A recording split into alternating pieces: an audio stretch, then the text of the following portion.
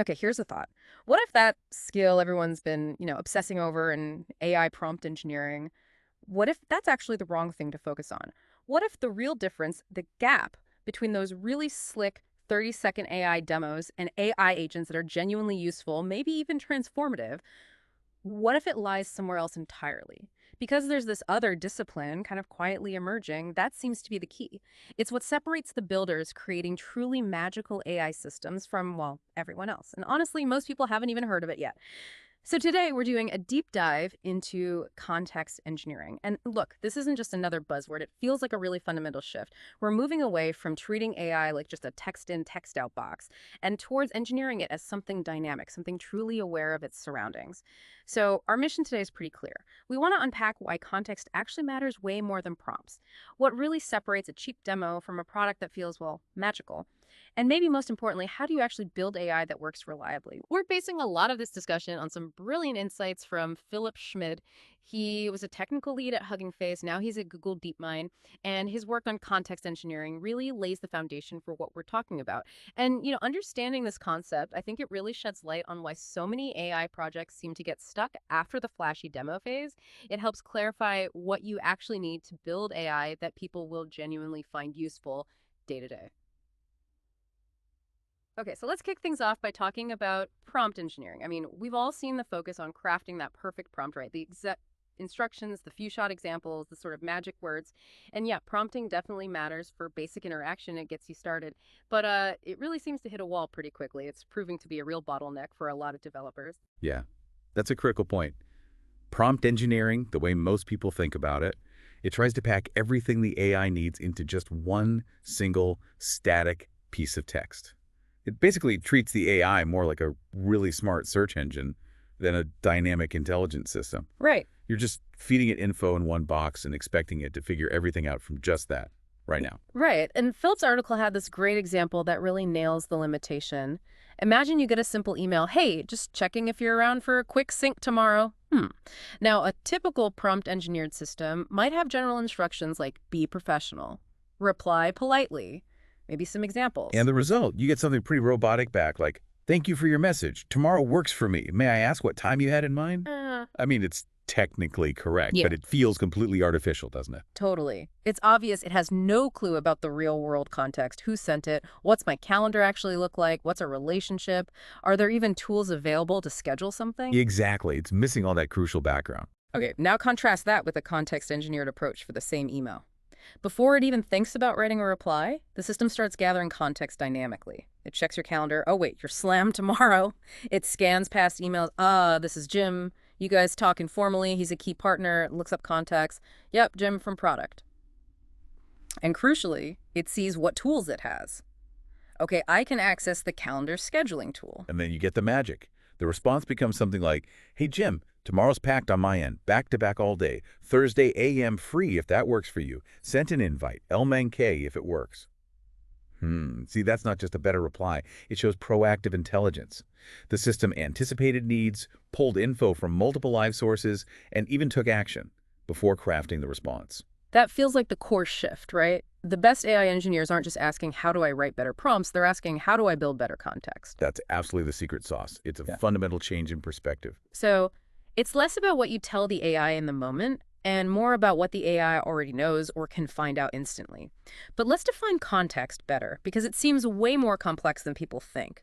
It's not just the user's message. In this view, context is literally everything the model sees and has access to right before it generates that response. Precisely. And Philip breaks it down into 7 key ingredients. When you combine these intelligently, you get a system that feels much more aware. Think of them as layers of intelligence. Okay. First, you've got the instructions or system prompt. That's like the AI's basic personality, its rules, its constraints, how it should generally behave. Okay, the foundation. Second, the user prompt. That's the immediate request, what most people think is the only input. Got it. Third, state or history. Basically, short-term memory, the ongoing conversation, what was just said. That allows for natural back and forth. Makes sense, like remembering the topic. Fourth, long-term memory. This is persistent knowledge. User preferences, past projects, facts learned over time about this specific user or situation. So personalization. Fifth, and this is a big one, retrieved information. This is often linked with retrieval augmented generation. Think of it as giving the AI access to external, up-to-date knowledge, documents, databases, APIs, stuff beyond its training data. It's like giving it a research assistant. Exactly. Sixth, available tools. These are definitions of actions the model can take. Check inventory, send an email, schedule a meeting, query a database. It's hands-on capability. The doing part. And finally, seventh, structured output. Specifications for the format of the response. Maybe JSON, maybe a specific template, so other systems can understand and use the output directly. Wow. Okay. That's a lot more than just a prompt. So it's not just having these 7 things, but how they're orchestrated, dynamically assembled for each specific task. That's the key. That's precisely where the magic happens. You don't need all 7 all the time. It's about bringing the right pieces together at the right moment for that specific task. Let's take another example, maybe customer service. User asks, "Can I return this item?" Right. With poor context assembly, maybe just a user question and some generic instructions, you get that robotic reply. I'd be happy to help. Can you provide your order number? It puts the work back on the customer. Yeah, frustrating. But with rich context assembly, the system pulls the system prompt, policies, tone, the user prompt, then dynamically retrieves the customer's order history, the return policy for that specific item. It checks long-term memory for past interactions. It identifies tools like order lookup, label generation, refund processing. And structures the output. And the result is completely different. I see you purchased the blue wireless headphones on March 15th. Good news, it's within the 30-day window and eligible for free returns. I've already generated a prepaid return label and emailed it to you. You'll get a full refund in 3 to 5 business days once we receive it. Okay, yeah. Night and day difference. That really drives home the point that this is a systems discipline, not just writing. You're architecting information flow. Exactly. It's fundamentally about building the right information environment for the AI. Which sounds like it requires a very different skill set than just prompt tuning. This is rigorous engineering, isn't it? Absolutely. Philip's definition nails it.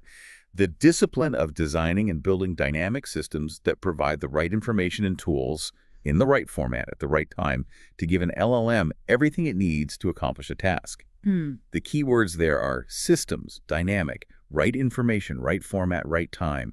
It's clearly about much more than static text. Okay, so let's break down the core principles here. First, you're saying it's about a system, not just a string.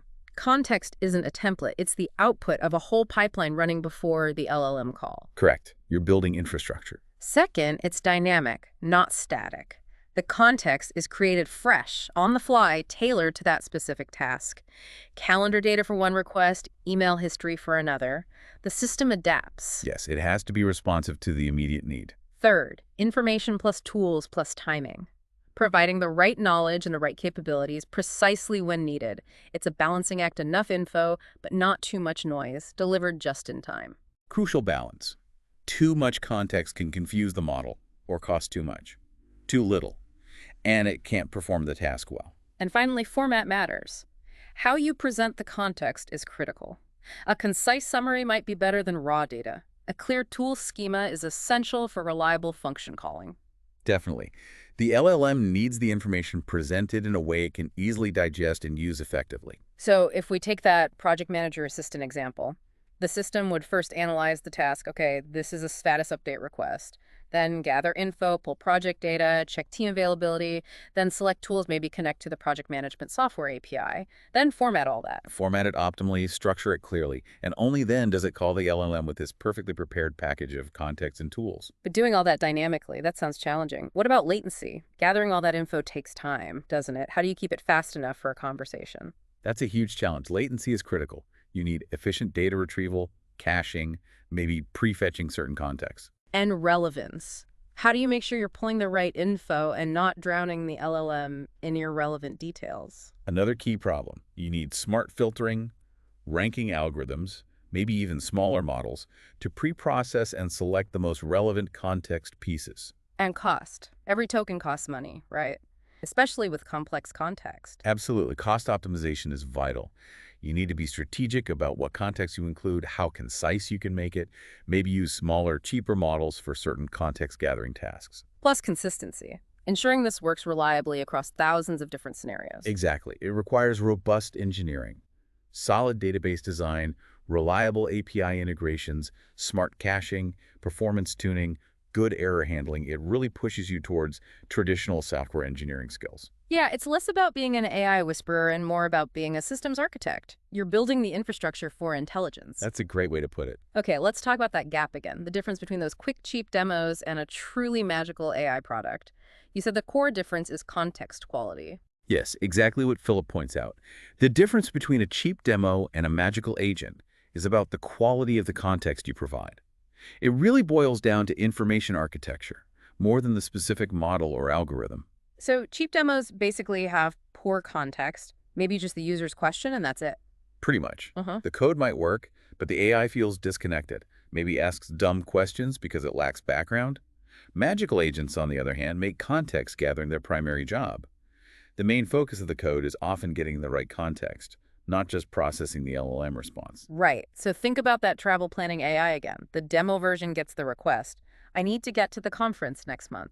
And with minimal context, just that prompt and maybe "you are a helpful assistant," it replies with questions. Which conference? What dates? Where are you flying from? It's basically a conversational form. Okay, very basic. Now, the magic level version, same request, but the system immediately starts pulling context. From everywhere relevant. Checks the calendar. DevCon 2024, San Francisco, March 15, 17. Scans email, found the registration, pulls travel preferences, prefers United Marriott, checks budget data. Okay, $1,500 limit, accesses real-time data, flight prices, hotel availability, identifies tools, booking systems, calendar API. And then it generates the response. And the response is completely different. Okay, I see you're registered for DevCon 2024 in SF, March 15, 17. Based on your usual preferences, found a direct United flight for $340 and the Marriott nearby for $189 a night. Total is well within budget. I could book both and block your calendar. Sound good? That's not just answering a question, that's anticipating needs and taking action. It feels intelligent. And the key thing, again, is that the magic happened before the LLM call. It was all in the context assembly. That's why so many projects get stuck as demos, that they focus too much on the LLM interaction itself, not the vital infrastructure around it. So the best AI companies are really context engineering companies at heart. I think that's increasingly true, yes. All right, so for people listening who want to build this way, how do they start implementing context engineering? What are the practical steps or patterns? Well, a good starting point is a context audit. Really map out what information does our AI get now, and what information does it actually need to be truly effective, even magical. Identify those gaps. Okay, understand the current state versus the ideal state. Then design the information architecture. How will you build that context assembly pipeline? What data sources do you need? Which APIs? And how will you format that information so the LLM can use it best? The pipes. Next, focus on dynamic assembly. Build the systems to create context on demand. Don't rely on static templates. The system needs to figure out what's needed for this request right now. It adaptive. Then, tool integration. This is critical for action. Connect the AI to the systems it needs to interact with: calendars, email, databases, whatever lets it do things, not just talk about them. Give it hands. And finally, you need an optimization loop. Constantly monitor how well your context is working. Is it relevant? Is it fast enough? Is it costing too much? You need to keep refining it. Measure, learn, improve. Continuous improvement. Okay. And are there common architectural patterns people use for this? Yes, several patterns are emerging. You often see a context router, something that first analyzes the request and decides which pieces of context are needed. It's like a traffic controller for information. Exactly. Then an information synthesizer. This takes raw data from various sources and processes it, maybe summarizes it, formats it nicely for the LLM. Makes the raw data digestible. A tool orchestrator manages the available tools or functions, their definitions, schemas, and how the LLM interacts with them. Manages the AI's capabilities. And a memory manager is crucial for handling both short-term conversation history and that persistent long-term knowledge about the user or domain. Handles the remembering part, short and long term. And implementing these patterns often involves specific technologies. Things like vector databases for semantic search, graph databases for relationships, event streaming for real-time updates, API gateways, and definitely robust caching. Right. So it really brings us back to solid software engineering principles, doesn't it? Building robust, scalable data pipelines and systems. It absolutely does. It's much closer to traditional systems engineering than many people realize. So wrapping this up, it really feels like we're seeing a fundamental shift. We moved from just trying to make the models themselves smarter to now focusing on making the systems around them more informed, more capable. It's the maturation of AI development, I think. Moving from, let's say, an art or a craft towards a more rigorous engineering discipline, like how web dev went from simple HTML to complex, full-stack apps. Yeah, that's a great analogy. And maybe a final thought to leave people with. Intelligence without information is really just clever conversation.